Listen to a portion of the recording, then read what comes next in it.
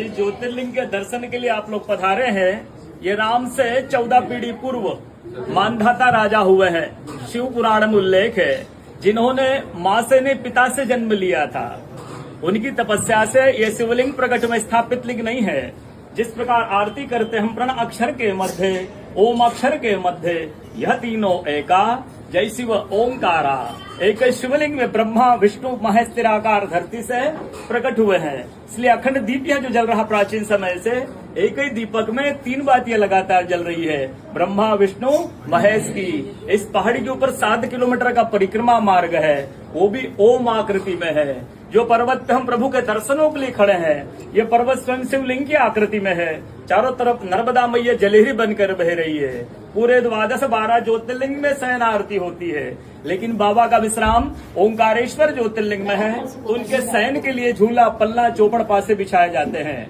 बाबा यहाँ विश्राम करके 3 बजे रात उठकर महाकालेश्वर जाएंगे, वहाँ स्नान करेंगे। इसलिए वहाँ का भस्म आरती प्रसिद्ध है, यहाँ का शयन आरती प्रसिद्ध है। शिव पुराण में भी कथा आती है, महिलाएं 16 सोमवार व्रत करती है, उसमें भी कथा आती है। क्या कथा आती है?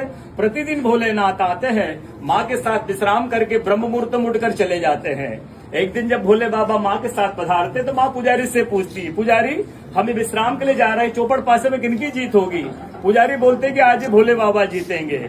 ऐसा बोलकर पुजारी घर चले जाते हैं। भोले बाबा माँ विश्राम के लिए चले जाते हैं। सुबह ब्रह्म मुहूर्त में जैसे ही भोले बाबा माँ बाहर निकलते हैं तो माँ पुजारी से पूछती, पुजारी कल मैंने आपसे पूछा था, हमें विश्राम के लिए जा रहे, चौपड़ पासे में किनकी जीत होगी? आपने कहा भोले बाबा जीतेंगे। भोले बाबा नहीं, मैं जीती हूँ। माँ ऐसा बोल करके उनको श्राप दे के चली जाती है। उनके तुरंत पश्चात अप्सराएं शिवलिंग पे जल चढ़ाने आती तो अप्सराएं पुजारी से पूछती, पुजारी अस्वस्थ क्यों हो गए? आप तो ठीक थे। फिर पुजारी बताते हैं, प्रतिदिन भोले बाबा माँ के साथ विश्राम करके चले जाते थे। कल भोले बाबा माँ के साथ पधारे, माँ ने मुझसे पूछ लिया, पुजारी हमें विश्राम के लिए जाएंगे, चौपड़ पासे में किनकी जीत होगी? मैंने कहा भोले बाबा जीतेंगे। भोले बाबा ने माँ जीत गई, माँ मुझे श्राप देके चली गई।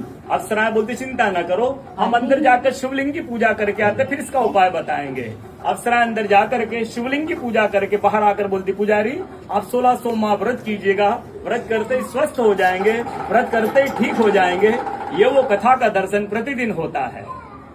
पूरे 12 ज्योतिर्लिंग 12 ज्योतिर्लिंग में ओंकारेश्वर ऐसा ज्योतिर्लिंग है जिसके दर्शन के पश्चात कोई महानदी का दर्शन होता है, जिसके तट को छूकर कोई महानदी बह रही है। आप काशी जाएंगे, गंगा जी दूर है। आप उज्जैन जाएंगे, क्षिप्रा जी दूर है। आप सोमनाथ जाएंगे, समुद्र है। लेकिन ओंकारेश्वर ही ऐसा ज्योतिर्लिंग है जिसके दर्शन के पश्चात कोई महानदी का दर्शन होता है। वो महानदी है रुद्रदेहा।